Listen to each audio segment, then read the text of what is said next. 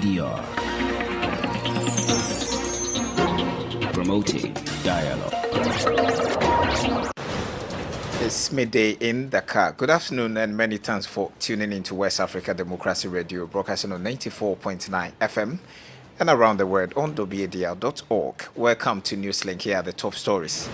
Maritime Authority in Nigeria's oil-rich state, Bayelsa, launched a rescue operation for nearly 100 people following a boat accident. The divers are still on the site trying to recover more bodies because it is obvious that they don't have manifest. An abducted Malian journalist, Aliou Touré, regains freedom after days in captivity. A section of the Ivorian population, including students, shun mobile telecommunication services due to increase in tariffs, and the Cameroonian government vows to boost exports to face a debt crisis. Please stay with us for details of these stories and more. Here is James Adjapong with Newslink. Many thanks for joining us. We begin in Nigeria, where a wooden boat carrying nearly 100 passengers and goods capsized shortly after taking off from the shores of a riverine community in Brass local government area of Bayelsa State in the South-South region.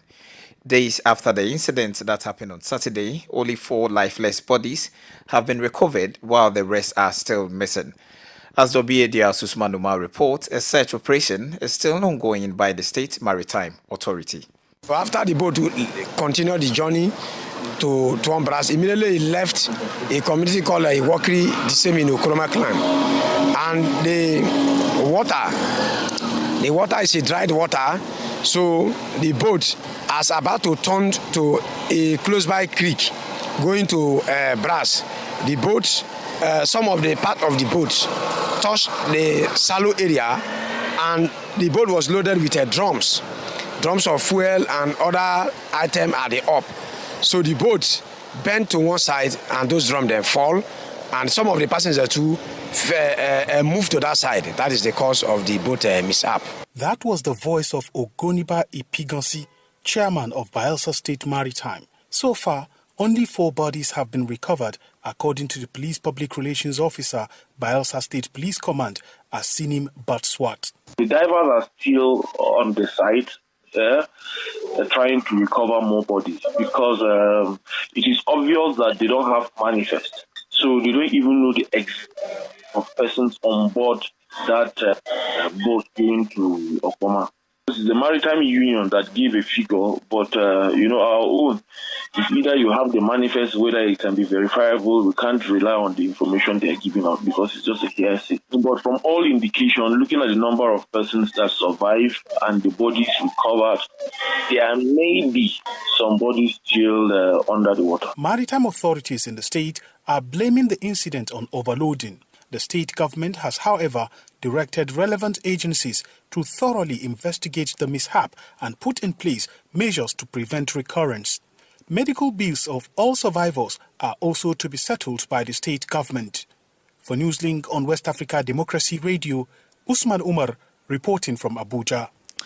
Let's head to Mali, where the United Nations says an international mediation, a group comprising the UN mission, the African Union and ECOWAS, have presented concrete proposals to the parties of the peace agreement to relaunch the implementation process.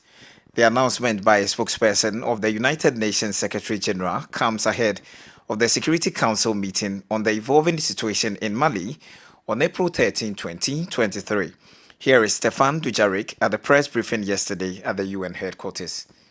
The international mediation, which is a group which includes the UN mission, Algeria, the African Union, the Economic Community of West African States, the European Union, the US, and France, presented concrete proposals to parties to relaunch the implementation of the peace agreement. In a statement issued following the meeting on Friday, they expressed their concern about tensions between the signatory parties. In this context, they appealed to the parties to refrain from statements and actions that could jeopardize the mediation's efforts to facilitate the successful conclusion of the peace process, to translate their stated commitments to the peace agreement in concrete actions, and to place the interest of Mali and the people above all considerations. The international mediation also reaffirmed its commitment to continue to work with the signatory parties, the Malian people, in their quest for lasting peace, stability, and reconciliation. And as a reminder, the Security Council will discuss Mali on Wednesday. El Gassim Wane, the head of the peacekeeping mission, is in New York, and he will speak to you of the stakeout afterwards. Stephen Dujarric is the spokesperson of the United Nations Secretary General. We remain in Mali because journalist Aliou Touré, who disappeared nearly a week ago, is free. The editor of the newspaper, The Democrat, was found safe and sound late last night. For the moment, there is no information on the circumstances of his disappearance, let alone his release. Abdullahi Hassan completes the story. Aliou Touré was found in the neighborhood at the entrance of Bamako, the Malian capital. Smiling but looking tired, he was accompanied by his family and some journalists who had been looking for him for nearly a week. The director of the newspaper, Le Democrat, did not make any statement. He was content to take a few photos with those who came to pick him up. His appearance is a relief for the Malian press house, which has set up a crisis cell the day before his release. The increasing number of kidnappings of journalists in Mali is a growing concern for the press. As a reminder, Aliou Touré disappeared on April 6 after leading a conference of the Collective for the Development of the Republic, CDR. A meeting to demand the release of Mohamed Yusuf Batili, alias Rasbat, an activist and figure of the Collective, detained since March 13 in Bamako. Abdullahi Hassan filed that report. Fresh and breaking news all the time. Hear it first as the news breaks, only on West Africa Democracy Radio. Newslink continues. If you are just tuning in, this is Newslink on West Africa Democracy Radio, broadcasting on 94.9 FM and around the world on WADR.org. A media rights defender, the Committee to Protect Journalists, CPJ, is calling on Sierra Leonean authorities to investigate the recent attack on journalist Ali Mervyn Tokowa. CPJ also demands that the perpetrators be brought to book. Tokowa, manager of a community radio FOP 89.7 FM Moyomba, was attacked, choked, and beaten by a group of people in the Southern District. For more details on this attack as documented by CPJ, let's join Marty C. According to media rights defender, on March 28, 2023, Ali Melvin Tokowa was attacked by a group of about 7 people as he attempted to cover an event by the ruling Sierra Leone People's Party, SLPP, in the Southern District of Moyomba.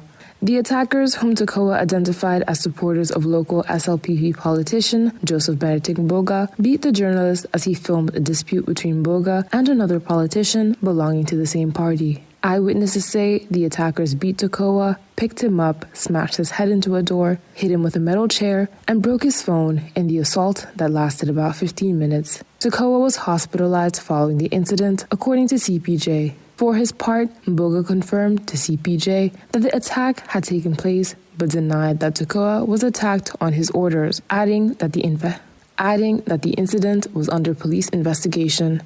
Angela Quintal, CPJ's Africa Program Coordinator, in a statement stated that too often, journalists on duty are attacked in Sierra Leone, and those responsible do not face the consequences.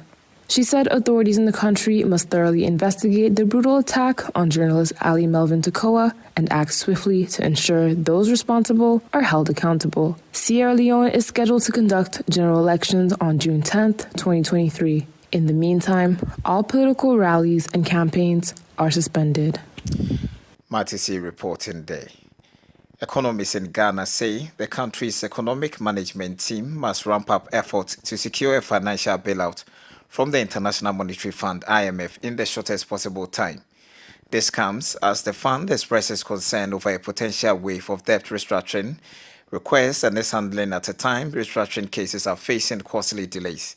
While Ghana is one of these countries presently seeking an IMF support program, the country continues to face a hurdle in securing an agreement with its bilateral creditors for a debt restructuring. WADR's Atiawene Lawson in Accra reports.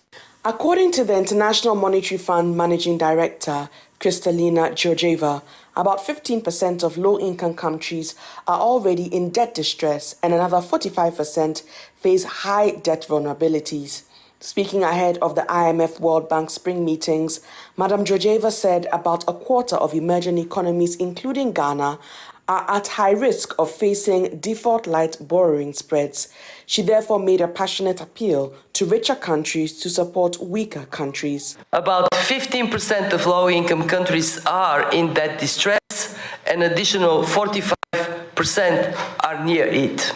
About a quarter of emerging market economies are at high risk, facing default-like borrowing costs. Already on April 1, Ghana's parliament passed 3 tax bills which were tabled before it as part of government's measures to generate more revenue and help the government complete processes for the about $3 billion IMF deal, as well as improve the revenue situation in the country, much to the displeasure of citizens and the business community. Economists, meanwhile, say since the passage of the tax bills, Ghana's economic management team must ramp up its efforts to secure a financial bailout from the International Monetary Fund to consolidate the gains made from the new taxes and improve the country's status. Seyram Kaur is a senior lecturer at the Department of Finance at the University of Cape Coast. There is a lot of kickbacks on this particular issue where industry is not buying into it. The consultative meeting that needs to be heard is not done. And so for now, we don't know whether the president has assented his signature to it, making it into law, because that would be required as evidence. The government, for its part, maintains that Ghanaians should not despair because the IMF deal is closer than feared, and says it remains committed to meeting the targets set by the IMF and the potential benefits of the deal to make it a worthwhile pursuit. Reporting for Newslink on West Africa Democracy Radio, I am Atiewin Imbila Lawson in Accra. In Côte d'Ivoire, the Telecommunications Regulatory Authority has announced a reduction in the price of mobile internet connections. Mobile data rates were increased on April 6th, a decision that did not go down well with consumers who, at the request of a member of parliament, decided to launch a boycott campaign. The Côte d'Ivoire telecom regulator has finally reversed its decision. Consumers intend to continue the boycott until the measure is truly effective. Sankole Janko has more in this report. After a few days of the boycott by consumers, the regulatory authority has suspended the increase in mobile internet connection rates. ARTCI has sent a note to the deputy mayor of Tiassel, a town 125 kilometers north of Abidjan. He is the initiator of the consumer boycott movement. Despite the backtracking of the telecommunications regulatory body of Côte d'Ivoire for the deputy mayor, Asele Tiamoko, the boycott must continue until consumers see an effective reduction in mobile internet rates. We are maintaining the boycott that was put in place until the new prices come back to as it was under the written instructions from ARTCI, or we'll continue to work to get ARTCI and other operators to take into account the rights of consumers and to make sure that the prices of the connection in Côte d'Ivoire are at the level of the cost of living for Ivorians. A word of an order from the deputy mayor that will be followed by many consumers, like Amon Flora, a student who regularly uses a mobile connection. We need mobile data to do research, and if the cost of mobile data has increased, it becomes difficult for us to study. The boycott movement, which should have ended yesterday Monday, continues this Tuesday. Sankole Janko for that report. You are listening to Newslink on West Africa Democracy Radio 94.9 FM. Dakar, here is a reminder of our top stories. Maritime Authority in Nigeria's oil-rich state, Bayelsa, launched a rescue operation for nearly 100 people following a boat accident. An abducted Malian journalist, Aliou Touré, regains freedom after days in captivity. A section of the Ivorian population, including students, shun mobile telecommunication services due to increase in tariffs. And the Cameroonian government vows to boost exports to face its debt crisis. Still ahead, we have our newspaper review, guest interview, and some sports updates. Kindly stay with us. You are listening to West Africa Democracy Radio, broadcasting from Dakar, Senegal. This is Newslink on West Africa Democracy Radio, broadcasting on 94.9 FM. Don't forget you can always follow our discussions on Twitter and Instagram at WADR News. And on Facebook, West Africa Democracy Radio English Service. Finally, the Cameroonian government has vowed to address a debt crisis by boosting export revenues and equally be reinstated in the U.S. trade initiative with Africa. Speaking in Washington Monday during an official meeting, Cameroon's Minister of Economy said his government has relaunched talks with the United States to end the suspension from the Africa Growth and Opportunities Act, AGOA. This trading platform grants qualifying African countries tariff-free access to the U.S. market. Oge Obierica has more in this report. On Monday, Alamin Usman May, Cameroon's Minister of Economy, Planning and Regional Development, said his country's debt service coverage from exports needs to be improved, which is why it is ranked in a high-risk debt distress position. He was speaking on the sidelines of the IMF and World Bank's spring meetings in Washington, D.C. Cameroon, like most African countries, was hard hit by the COVID-19 pandemic, causing serious economic fallout. On the verge of recovery, the continent is again experiencing a wave of shocks occasioned by the Russia-Ukraine war, stalling economic growth and worsening the debt crisis for several nations. Cameroon is one of them. Despite an economic outlook by the International Monetary Fund (IMF) of 4.3% growth this year, after it slumped to 0.5% in 2020, Cameroon's growth trajectory is uncertain. The fund has classified the Central African nation as being at high risk of debt distress, but could be addressed with active fiscal reforms and management. On AGOA, recall former U.S. President Donald Trump suspended Cameroon from the program in late 2019 over persistent gross violations of internationally recognized human rights by security forces. Since 2017, separatists have been battling government troops in the English-speaking regions as they seek a breakaway state. Oge Obierica for that report.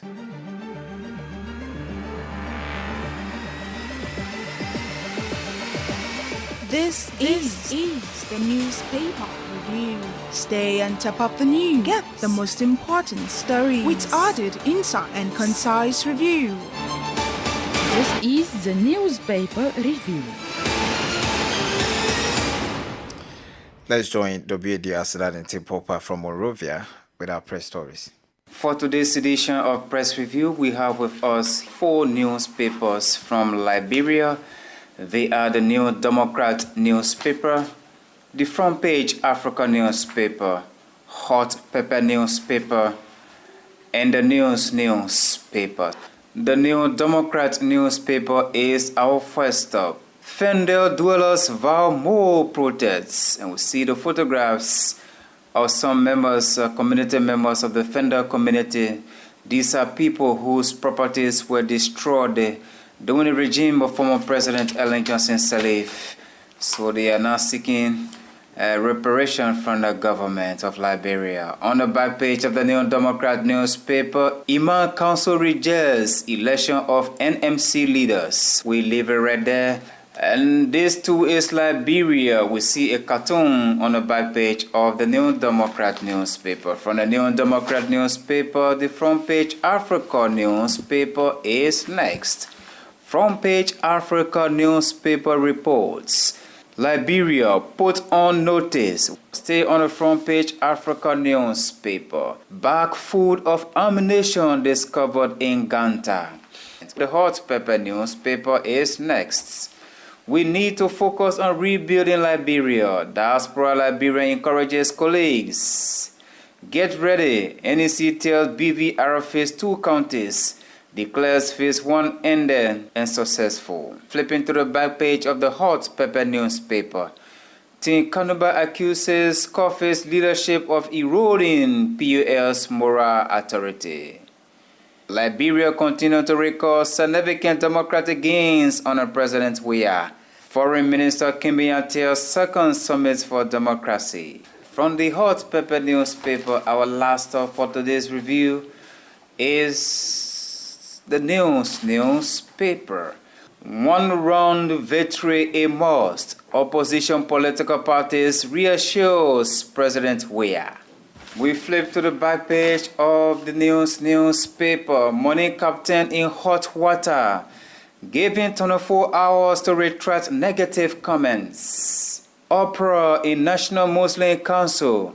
Group rejects unconstitutional elections results. PUL Moral Authority is being gravely injured, Team Carnival claims. Liberia continues to record significant democratic gains, and we see the photograph of Foreign Minister Maxwell Sarr-Kimbian. Liberia's private sector actors hails AFDB, that the African Development Bank. With that, we conclude today's edition of Press Review. But before we go, these are the newspapers we actually followed on today's edition. We followed the New Democrat newspaper, the Front Page Africa newspaper, the Hot Pepper newspaper, and the News newspaper was our last stop. On that note, thank you for following, and bye-bye. Thank you, Darlington, for that press review. Politics, analysis on major news, social matters, and all. This is A Guest. On our guest segment today, a Ghanaian security analyst speaks about the UN international mediation request to Mali, a group comprising the UN mission, the African Union, and ECOWAS to relaunch peace agreement among parties concerned. The mediation group is part of UN's mission to continue to accompany the signatory parties, the Malian government, and armed rebel groups in their quest for lasting peace, stability, and reconciliation based on the full respect of the unity, territorial integrity, and sovereignty of Mali. Adib Sani, who is a guest in this chat, will highlight the importance of the international mediation and whether it can propel the parties to agree to the terms and conditions from such negotiations. One other concern is, will ECOWAS have the opportunity to redeem its image as a mediation body, including on security matters in the sub-region? Sani tells WADR more. Well, it is critical because Mali has been a sticking point so far as sub-regional security is concerned. And whatever happens in Mali has repercussions on sub-regional stability, hence the need for us to commit to ensure that peace is restored in that country. We cannot have peace within the subcontinent without Mali. Hence the need for parties to commit to end this age-old, conflict. I must also say that the Algiers agreement that was agreed on in principle by the various factions some years ago has not been fully implemented. And the need for us to relook at the possibility of fine-tuning and, dotting the I's and hopefully crossing the T's to find a more sustainable way of dealing with the crisis. In the old agreement, there was supposed to be the formation of a military that would comprise fighters from all the factions. Even though one has been established in Kidal, it remains ineffective because they haven't been able to go on patrols since their formation. As part of that agreement also, there's supposed to be decentralization. Unfortunately, there has been some new provinces or districts, administrative districts put together, but because they lack resources, they are unable to effectively operate. They also have the human, technical, material capacity and capability to be able to run the spaces. As a result, that has also proven ineffective. So I hope that with this new agreement, all of these gaps would be filled and the parties would also commit better. And it's quite refreshing to know that the US and the EU ECOWAS, the AU are still very much interested in this issue, and the rest is left with the factions to commit to peace. Do you think they can really accept whatever conditions that would emanate from this mediation? I'm very optimistic because fine-tuning would definitely be done to the old document, and lessons might have also been learned from the past. And I do hope that this time around, the parties would commit better to ensuring peace in the area. So finally, does this set a precedent for ECOWAS in this mediation quest, especially, for example, the case of the 49 Ivorian soldiers? Definitely, this would be a test for ECOWAS, and I'm hoping they succeed because ECOWAS has also had its share of the blame game. And I'm hoping this would be an opportunity for ECOWAS to reassess their influence so far as diplomacy is concerned within the sub-region. Adib Sani is a Ghanaian security analyst. And here is Sankole Janko with some sports updates. Hello out there, a warm welcome and thank you for joining us. In basketball, Stade Malien maintained their unbeaten run in the Malian Basketball League as they overcame AS Monday 86-45. The victory means the Bamako side remained undefeated this season as they continue to prove their dominance. In football, Ghana's Black Wings will entertain Senegal's Lionesses in the reverse fixture of the double-header international friendly at the Accra Sports Stadium. The Black Wings will hope to replicate their first leg performance after a convincing 3-0 win against the Senegalese at the same venue on Saturday. Ghana is using the international friendlies as part of preparations ahead of the WAFU Zone B Championship and the African Women Cup of Nations Qualifiers 2024. And Fatai Osho has reportedly resigned from his role as the assistant coach of Nigeria Professional Football League title holders Rivers United. Local media described the news of his resignation as surprising after taking to social media to announce his departure from the club. Osho, who also had a brief stint with Enyimba, caught the attention of Rivers United after leading Remo Stars to NPFL in 2018. And that's it for sports. It's back to you. Thank you, Sankole, for that sports update. We have come to the end of this edition of Newslink from West Africa Democracy Radio, broadcasting from Dakar, Senegal. Thank you for listening, and many thanks to our listeners in the Gambia via Hot 104.3 FM, Banjul, and in Liberia via Alternative Future Radio 98.9 FM, Lofa County.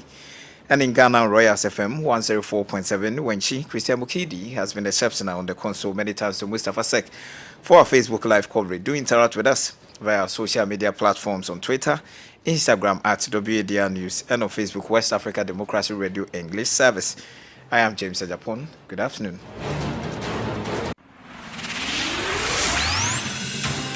News, talk, music, get it all 24 hours on West Africa Democracy Radio 94.9 FM Dakar.